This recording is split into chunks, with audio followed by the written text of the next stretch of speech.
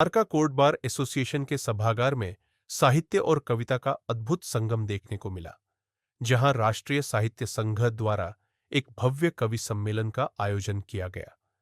मुख्य अतिथि के रूप में मौजूद रहे सेवानिवृत्त आईजी और बीएसएफ डायरेक्टर डॉक्टर डी डिमिरी, सेवानिवृत्त इंस्पेक्टर जनरल डायरेक्टर बीएसएफ की उपस्थिति में राष्ट्रीय साहित्य संघ द्वारा कवि सम्मेलन का आयोजन वरिष्ठ कवि श्री राधे श्याम बंधु जी के अध्यक्षता में सफलतापूर्वक संपन्न हुआ। कार्यक्रम की शुरुआत दीप प्रज्वलन से हुई, जिसके उपरांत अधिवक्ता सबरा नसीम ने मां सरस्वती की मधुर वंदना प्रस्तुत कर वातावरण को भक्तिमय बना दिया। मैं जय बहादुर सिंह राणा, प्रेसिडेंट राष्ट्रीय साहित्य संघ। आज का कवि सम्मेलन जो हमारे देश के बहादुर जांबाजों ने पाकिस्तान को रण के क्षेत्र में धूल चटाई है, सिंदूर ऑपरेशन से संबंधित था। पाकिस्तानियों को एक करारा संदेश देने का हमारा उद्देश्य था। साथ ही मानवीय दृष्टिकोणों को कायम रखने के लिए इस काव्य सम्मेलन का आयोजन किया गया और निरंतर ऐसे काव्य सम्मेलन हम मानवीय दृष्टिकोणों को प्रगाढ़ करने के लिए करने का प्रयास करते रहे हैं और करते रहेंगे, जिससे सामाजिक समरसता कायम हो और देश के बहादुर जवानों का हौसला अफजाई करने के लिए मैं साथ में कहना चाहता हूं दो पंक्तियां। वीरों का है इतिहास जब वो कभी न मरता है, वीर वही है जो धीर वही है जो मरकर भी जीता रहता है। वीरों को करो नमन कंचन, वीरों को करो नमन कंचन, वो दीप शिखावन जलता ही रहता है, दीप शिखावन जलता ही रहता है। इस कवि सम्मेलन के माध्यम से समाज में क्या संदेश देना चाहते हैं? समाज में यही संदेश देना चाहते हैं कि समाज में एकजुटता रहे, हमेशा हम एक दूसरे से जुड़े रहें और जब भी हमारे ऊपर कोई विपत्ति आए एक साथ मिलकर दुश्मन का मुकाबला करें, उसको उसके दांत खट्टे करें और उसको हर क्षेत्र में हम मात दें। यही हमारा मेन उद्देश्य है इस कवि सम्मेलन को कंडक्ट करने का। इस मौके पर देश भर से आए कई प्रतिष्ठित कवियों ने अपनी अनुपम प्रस्तुतियों से श्रोताओं के मन को छू लिया, जिनमें शामिल थे श्री राधे श्याम बंधु, बाबा कानपुरी, डॉ सत्यपाल चावला, जय सिंह मान, मोहन द्विवेदी, आचार्य अनमोल, रोहित रोज, मनोज सरस्वत, डॉ श्वेता त्यागी, पंकज जैन जैसे नामचीन साहित्यकार। कार्यक्रम का संचालन प्रारंभिक रूप से राष्ट्रीय साहित्य संघ के संयोजक अधिवक्ता एवं कवि श्री रजनीकांत ने किया, जिन्होंने तिरंगा पर ओजपूर्ण कविता सुनाकर देशभक्ति की भावना को जीवंत कर दिया। इस राष्ट्रीय साहित्य संघ के मंच से हमने न सिर्फ राष्ट्रीय भावना को, राष्ट्रवादी भावना को आगे बढ़ाने का काम किया है, अपितु देश में जो साहित्य के प्रति संवेदनशीलता नीचे जा रही है उसको भी हम ऊपर लाने की कोशिश कर रहे हैं। और इस साहित्य मंच से, राष्ट्रीय साहित्य मंच से जो तरह तरह के कविगण विद्वान लोग आते हैं, उनसे हमें जो मार्गदर्शन, जो ज्ञान प्राप्त होता है, वो ज्ञान हमारा प्रयास है कि हमारे द्वारा और आने वाली पीढ़ियों के द्वारा सदियों तक आगे बढ़ता रहे और ये इस तरह की जो राष्ट्रवादी भावना है सबको मतलब उनको मिलती रहे और सब प्रोत्साहित रहें, देश को, अपने देश के प्रति प्रेम जगे सब में। यही हमारा उद्देश्य है। और मैं एक पंक्ति कहूँगा इसमें कि चक्र सुदर्शन लेकर जब से भारत का प्रधान चला है, पूरी दुनिया कहती है। चक्र सुदर्शन लेकर जब से भारत का प्रधान चल रहा है, पूरी दुनिया कहती है हिंदुस्तान बदल रहा है, हिंदुस्तान बदल रहा है। वही मैसेज था हमारा।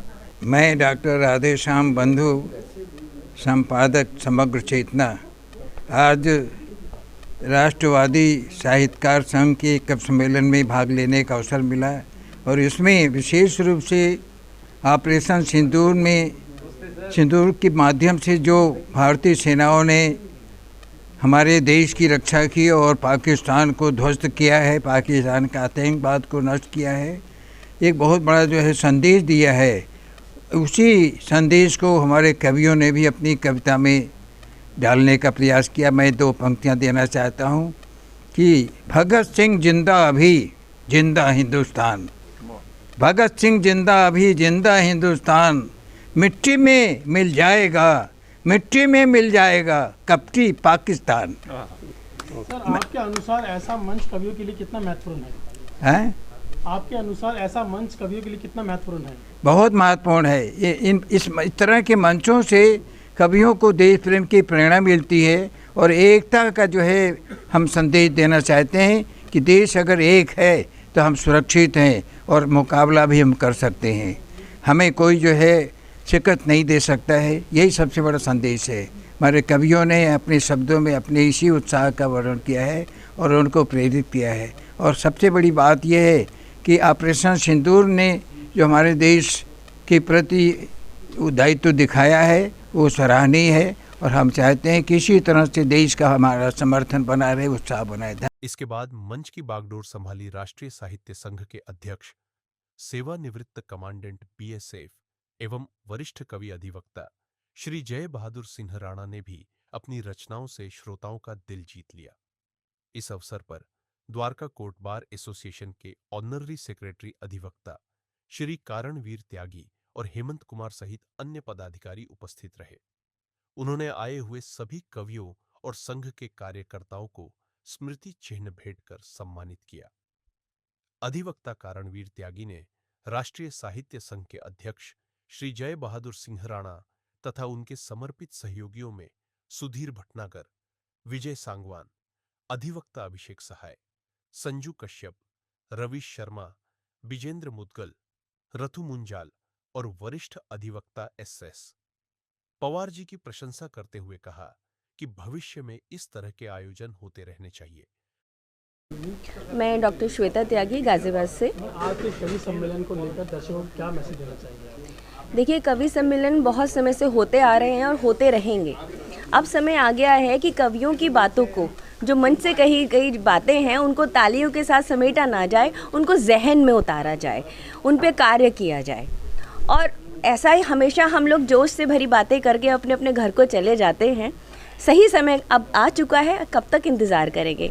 तब मैं अपनी पंक्तियाँ कहती हूँ और सबको ये संदेश देना चाहती हूँ कि चरागों के सफ़र में तीरगी की बात मत करना, कभी भी बुज़दिलों से रोशनी की बात मत करना, अंधेरा ओढ़ कर सोना जिन्हें अच्छा लगे श्वेता, जहाँ में उन बुज़दिलों से कभी रोशनी की बात मत करना। तो यही संदेश मैं देना चाहूँगी कि अब समय आ गया है, हम सब लोग मिलकर आगे बढ़ें, अपने देश के विकास के लिए आगे बढ़ें और ऐसे पाकिस्तान और ऐसी सरहद पे जो इस तरह की गलत गतिविधियां हो रही हैं उनका मुंह तोड़ के जवाब हिंदुस्तान देता रहे। यही मेरी सरकार से। मैं मोहन द्विवेदी गाजियाबाद से आया हूँ। इस यहाँ द्वारिका कोर्ट कम्प्लेक्स के इनके कार्यक्रम में वकीलों के और जज बैठे थे। ऐसे समय में इस तरह के कार्यक्रम राष्ट्र के लिए हमारे प्रेरणा देते हैं, आम लोगों के लिए ये बहुत ज़रूरी है।